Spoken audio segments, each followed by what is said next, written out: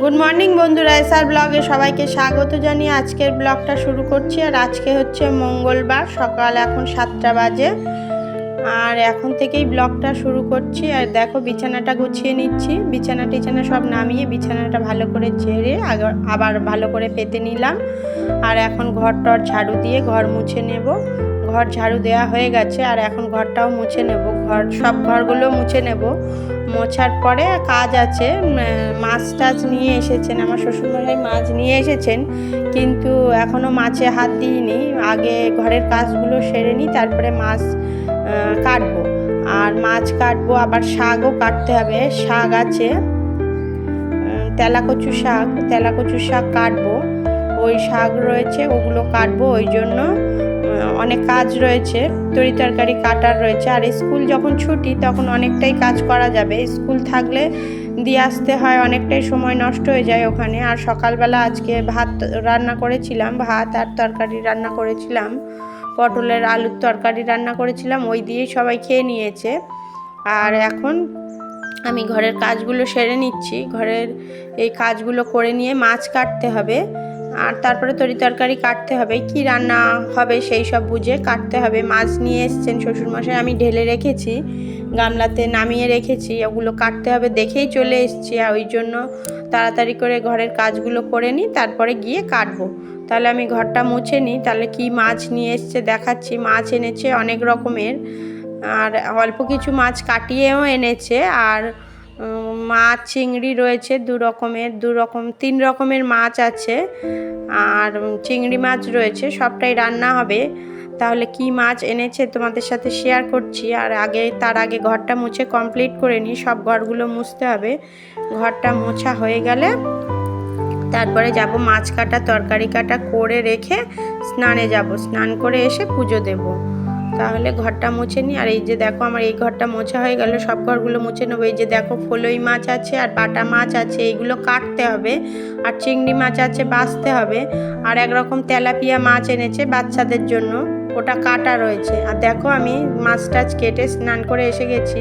আর এখন পুজো দেব বলে এসেছি। দেখো এই যে কাঞ্চন ফুল তোমাদের আগের দিন উপরের থেকে দেখিয়েছিলাম, এই যে কাছের থেকে দেখাচ্ছি, এইগুলো হচ্ছে কাঞ্চন ফুল। আজকে তুলে নিয়ে এলাম। আর ছোটো মেয়ে, এই যে আমার ছোটো মেয়ে চুল ন্যাড়া করে ফেলেছে, আর ও এখন পুজো দেবে।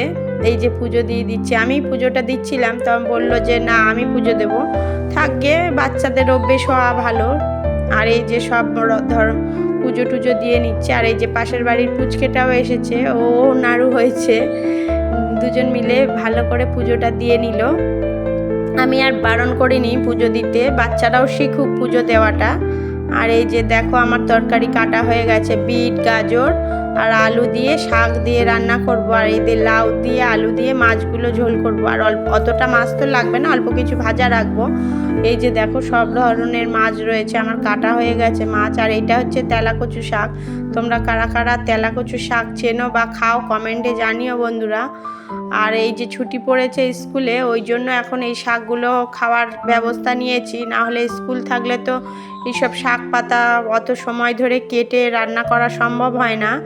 ওই জন্য এই যে দেখো তেলাপিয়া মাছগুলো কেটে এনেছিলাম, তোমাদেরকে বলেছিলাম বন্ধুরা। আর বাটা মাছ আর ফলই মাছটা আমি কেটেছি। বাচ্চারা যেহেতু বাটা মাছ আর ফলই মাছ খেতে পারবে না, দুটো মাছেই কাটা, ওই জন্য বাচ্চাদের জন্য তেলাপিয়া মাছটা আনা হয়েছে। আর ফলই মাছটা আমার শ্বশুরমশাই বেশি পছন্দ করেন, ওই জন্য নিয়ে এসেছেন। আর এই সব মাছগুলো দিয়ে লাউ দিয়ে ঝোল হবে। মাছটা লাউ দিয়ে বড় করে ঝোল হবে, দুবেলা হয়ে যাবে। আর শাকটা দেখি কতদূর কি হয়। আর এই যে আমি এখন রান্না বসিয়ে দিয়েছি, ঝপ করে স্নান করে এসেই রান্না বসিয়েছি, কেননা আর ছোটো মেয়ে পুজো দিতে গিয়েছে, ওই জন্য আমারও কোনো সেরকম পুজো দেওয়ার ঝামেলা নেই। আমি একটু পুজোর ঘরটর পরিষ্কার করে মুছে টুছে দিয়েছি, ফুল টুলগুলো তুলে এনে দিয়েছি। আর ও সমস্তটাই করবে, থালা বাসনগুলো মেজে দিয়েছি, আর ওই সমস্তটা করবে। আর ওই জন্য আমি তাড়াতাড়ি করে স্নান করে রান্নার জায়গায় এসে গেছি। আর এই যে মাছগুলো ভেজে নিচ্ছি একে একে করে, অনেকটাই মাছ। আর অনেকটা মাছ আমার শ্বশুরমশাই মাছ বেশি একটা ফ্রিজে রাখতে দেন না, মাছের নাকি টেস্ট নষ্ট হয়ে যায়, ওই জন্য বলছে যা মাছ এনেছি সবই রান্না করে ফেলো, আর চিংড়ি মাছটা দিয়ে শাক রান্না হবে, আর অল্প কিছু মাছ ভাজা রেখে দেবো। সবাই ভাজা মাছও খেতে পছন্দ করে, ওই জন্য মাছ ভাজা খাওয়া হবে, আর এইদিকে মাছ দিয়ে ঝোল হবে, আর ওই তেলাকচু শাকটা রান্না হবে চিংড়ি মাছ দিয়ে। এই আজকে রান্নার মেনু হবে। তাহলে দেখতে থাকো বন্ধুরা কি রান্না করি আমি। আর এই যে সব ওই মাছগুলো, তেলাপিয়া মাছগুলো ভাজা হয়ে গেলে এই মাছগুলো দিয়েছি, আর এই যে বড়ি দিয়ে লাউ দিয়ে একটু ঢাকা দিয়ে দিচ্ছি, একটু সিদ্ধ হয়ে গেলে তারপরে আমি মাছ দেবো। এই মাছগুলো তুলে রেখেছি ভাজা খাওয়ার জন্য। আর এই যে দেখো তেলাকচুর শাকটা রান্নাও আমার কমপ্লিট হয়ে গেছে। এই যে চিংড়ি মাছ দিয়ে তেলাকচুর শাক, ওটা ঝোলটা ফুটে উঠলে বেশ একটু গাঢ় গাঢ় হবে, হলেই আমার শাকটা রান্না কমপ্লিট হয়ে যাবে। আর মাছের ঝোলও প্রায় হয়ে এসেছে, মোটামুটি রান্না কমপ্লিট। রান্না হয়ে গেলে ফাইনাল লুকটা তোমাদের সাথে শেয়ার করব। এই যে ফাইনাল লুক, তরকারি হয়ে গেছে, আর এই যে মাছের ঝোলটা ফুটছে, এখনই নামাবো আর সবাইকে খেতে দেবো। এখনই প্রায় 1টা বেজে গেছে, সবাইকে খেতে দিয়ে দেবো।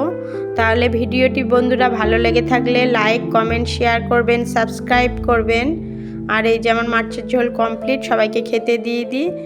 ফিরে আসছি নতুন একটা ব্লগের সঙ্গে।